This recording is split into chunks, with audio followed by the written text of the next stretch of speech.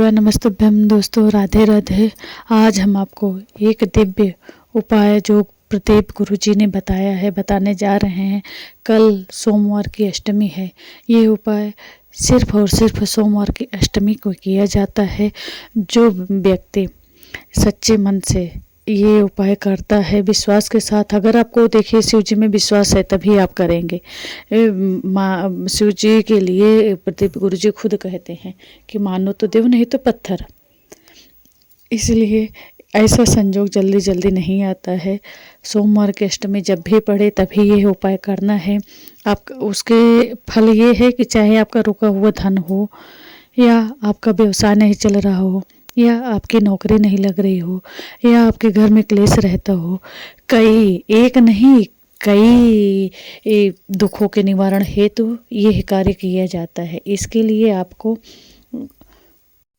आपको बिल्व वृक्ष की जड़ लाना है। और सोमवार को बिल्व वृक्ष की जड़ कब लाना है ये बताते हैं। बिल्व वृक्ष की पत्ती, जड़, और बहुत से लोग अति उत्साह में बिना समय जाने बिल्व वृक्ष की पत्ती, छाल या जड़ कभी भी तोड़ लेते हैं। मगर शास्त्र कहता है बिना नियम और विधि से किया गया उपाय फलित नहीं हो पाता है। बिल्व वृक्ष का वृक्ष स्वयं महादेव का अंश माना गया है। इसलिए इसके जड़, वृक्ष, पत्ती का उपयोग करते समय शास्त्र का उपयोग जरूर ध्यान रखना चाहिए। महाराज, नियमों के साथ यदि उल्लंघन होता है तो वही चीज अपने लिए नुकसानदायक होता है।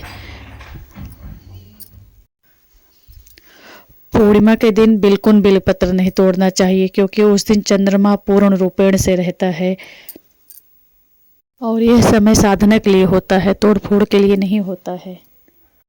अमावस्या की रात्रि, अमावस्या के दिन बिल्व वृक्ष की पत्ती तोड़ना वर्जित है। इस वृक्ष की जड़ को हम लाए कब? अब हम आपको बताते हैं कि इस वृक्ष की जड़ को आप, जब सोमवार की अष्टमी इतनी पवित्र है और उसी दिन इसी जड़ को लाना।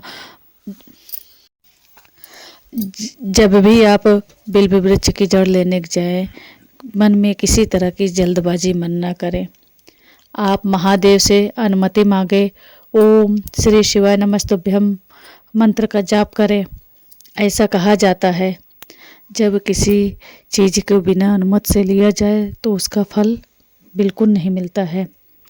अब आप महादेव के से अनुमति लेके बिल्व वृक्ष की जड़ को लेके आए और किसी कपड़े में लपेट के ले आए। रास्ते में किसी से अनावश्यक बात नहीं करनी है, सीधे अपने घर में आए।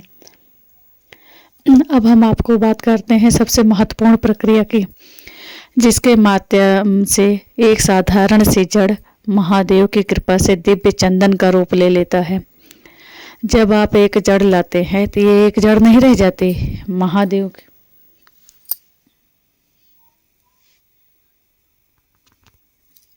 आप उस जड़ को सीधे जमीन पे नहीं रखना है, किसी पवित्र स्थान पर रखना है।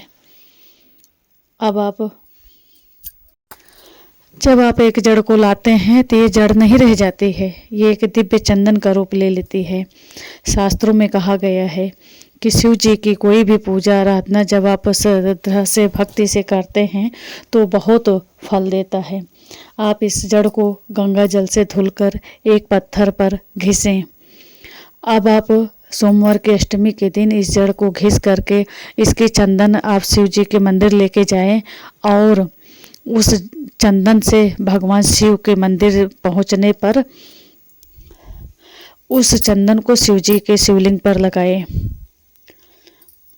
शिवलिंग पर लगाने के बाद आप अपने मन में अपने भाव को कहिए। आपको जो चाहिए शिव जी से वो अपने मनोभाव को कहिए और आंचल फैला के प्रसाद के रूप में भगवान से मांगिए कि प्रभु हमारी ये इच्छा इसको पूरा करिए। इस उपाय से 3 महीने के अंदर आपकी मनोकामना जरूर पूरी होगी। कई साधकों का अनुभव है, कई लोगों ने बताया है कि हाँ, इस उपाय से हमारी मनोकामना पूरी हुई है। हाँ, और एक रहस्य है, जब आप शिवलिंग पर ये चंदन लगाएं तो उस चंदन को आते समय थोड़ा सा चंदन अपने घर लेके आए शिव जी से मांग करके। अगर किसी को कोई तकलीफ है शरीर में तो उस जगह को लगा दें, तो ये आंतरिक पीड़ा को नाश करता है। श्री शिवाय नमस्तुभ्यम।